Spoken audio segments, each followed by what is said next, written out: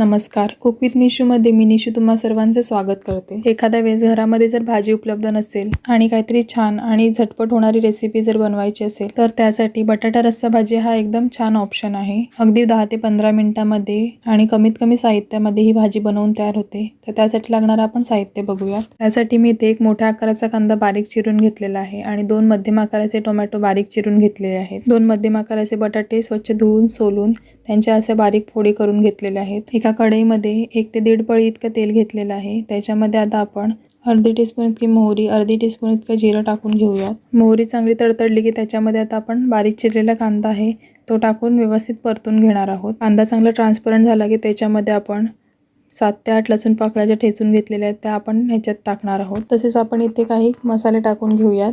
इथे मी 1 टीस्पून घरगुती मसाला घेतलेला आहे, अर्धी टीस्पून हळद घेतलेली आहे, 1 टीस्पून काश्मीरी लाल मिरची पावडर, 1 टीस्पून धणे पावडर, अर्धी टीस्पून गरम मसाला आणि चवीनुसार मीठ।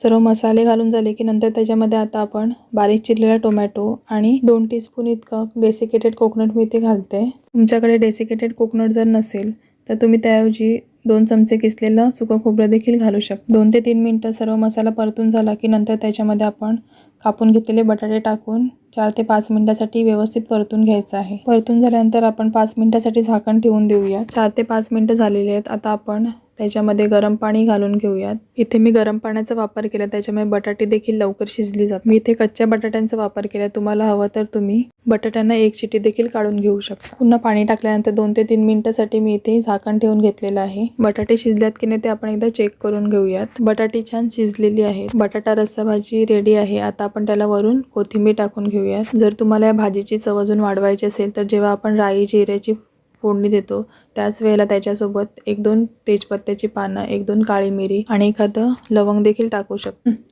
अशा पद्धतीने बटाटा रस्सा भाजी नक्की तुम्ही बनवून बघा आणि तुमच्या प्रतिक्रिया मला कमेंट बॉक्समध्ये नक्की कळवा। व्हिडिओ आवडल्यास व्हिडिओला like, share and cook with Nishu या चॅनलला सबस्क्राईब करायला विसरू नका। तसेच बाजूला असलेली बेल आयकॉन आहे ते देखील प्रेस करा। Thanks for watching this video.